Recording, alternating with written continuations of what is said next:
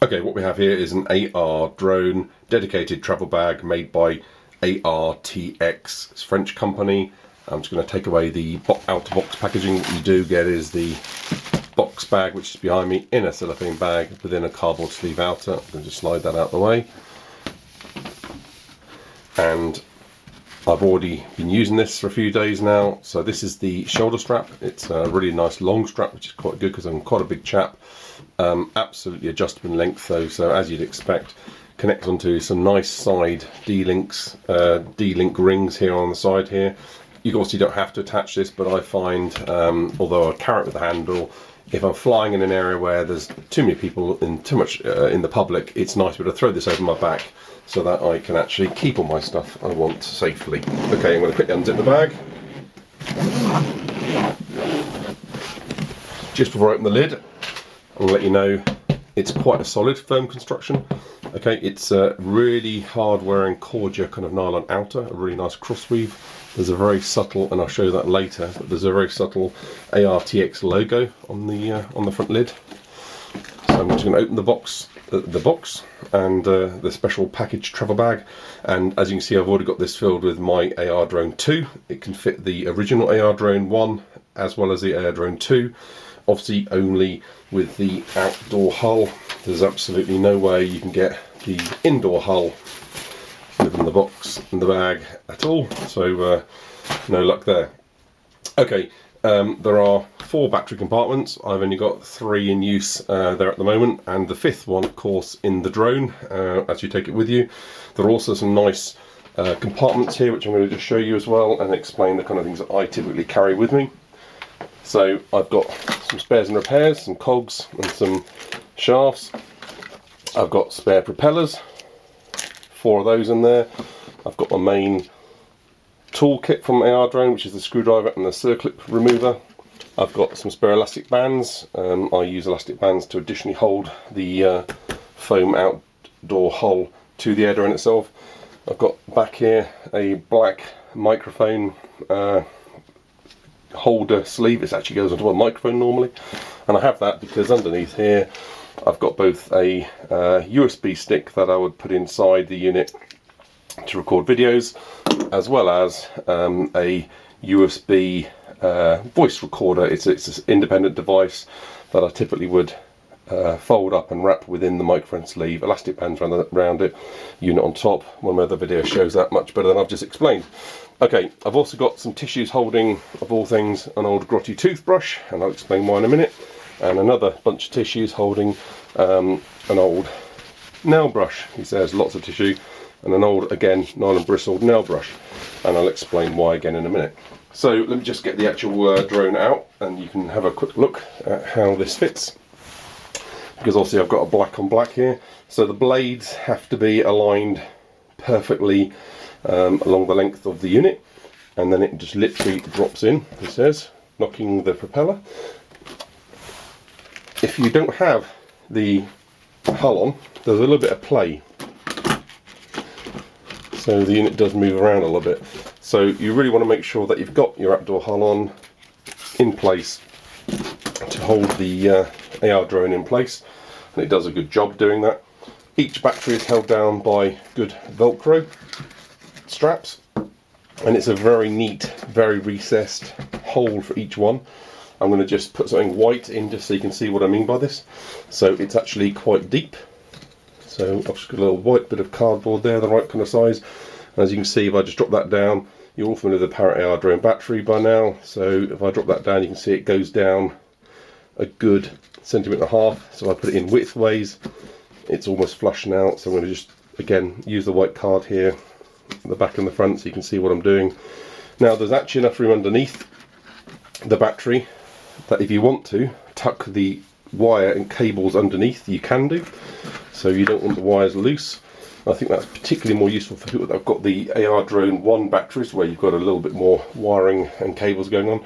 But as you can see with my other batteries that I've got in the case, I just let the wire and the connector lie on top and keep them free. There's enough play and enough give within the spongy foaminess of the inside. It's quite solid, but there is foam underneath as well. I'm going to just peel back this cover here so you can see there's actually foam underneath this quite solid, specially moulded case, and all in all quite well designed. Obviously having these compartments on the end makes it quite long. The bag could be perhaps 2-3 inches shorter, and I initially thought, what a waste, why would I carry things? And I'm having quite a few accidents and quite a few crashes, and to be honest, now I've got a few batteries, you want to go out in the field and you want a bit of play and fly for a good afternoon. I want to be able to go to some interesting locations and not be tied to my home and having to have a table and a little repair setup. So carrying all my tools and my spares with me, with my microphone recording device, my USB, and all my spare batteries, I think it's a pretty neat job. And I think ARTX, I'm not even going to try and pronounce their name, I've done a really good job here with the bag. It's not particularly cheap. You're going to pay anywhere between £60 and £80, and that's could be 60 to 80, 90 euros, or 60 to 80, 90 dollars at the moment, maybe $100 if you've got to have a bit of import tax and or duty if you can't get this locally sourced in the US. But it's a good bag, does the job well, and like I say, it works for both AR.Drone 1 and AR.Drone 2. And I'm going to shut the lid, and as I mentioned at the beginning, I'm just going to make a little zip so I don't tip everything out. Leaning over the camera, apologies. If I just turn this around now, what I'm going to try to do is catch in reflection. There we go. That shows it off quite nicely, I think. So you've got these embossed 4 stripes, which echoes the company logo, and the ARTX lettering is quite subtle and discreet. You only really see it in relief, in shadow or shade. And again, it's a really solid firm case, and there we go. It's certainly made a difference to me. It makes my drone flying far more mobile, and it also means, thanks to the shoulder strap, that I can be flying and not worry about Joe Public picking up my bag of bits, my spare batteries, etc., or having to have a rucksack as I've been using in the past. So this gives me a lot of freedom, and like I say, now lets me bring my tools to the field. Okay, here's an AR.Drone 2. I'm going to tell you about another couple of things I take with me in the field. It's a grotty toothbrush and a nylon bristle nail brush. And the reason why is, after a few crashes, you're going to be as lucky as I am, no doubt, and you're going to get grit and mud in the cogs. Now, you can obviously take the cogs off the AR.Drone, but a lot of the time you're going to want to just do a good inspection and clean out all that rubbish and debris that's got in the teeth. And doing this in the field means you can carry on going, and I'm hoping with the white tissue underneath I'm going to be able to show you how much grit and rubbish there was in this cog, because I really did crash into something quite spectacularly muddy. And although the motors are very good at cutting out really quick, you still get a few rotations, and with those rotations the cogs will get grit in the gears. And what you don't want to do, as I've said many times before, is to then have unbeknownst to you something inside a tooth on the large outer cog, which then goes and gnarls the cog on the motor. And that's because the cog on the motor is fixed to the motor, and it's a far more expensive repair to change and repair that cog, because you end up needing to replace the whole motor, than it is to mess about keeping your cogs clean. And either a toothbrush or a nail brush. Nail brush is quite good if it's really stiff, because you can see I've done this before a few times.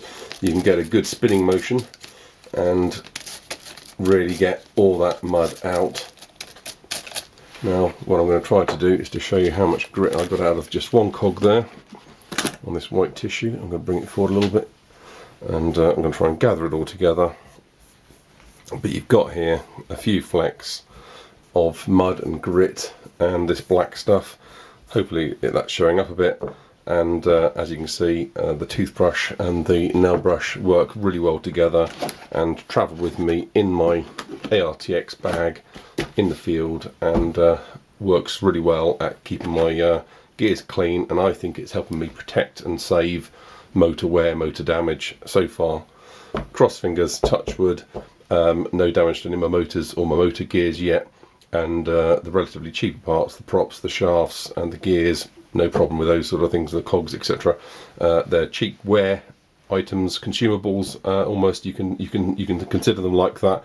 I want to protect my motors, and I think these brushes and a good clean is helping me do that.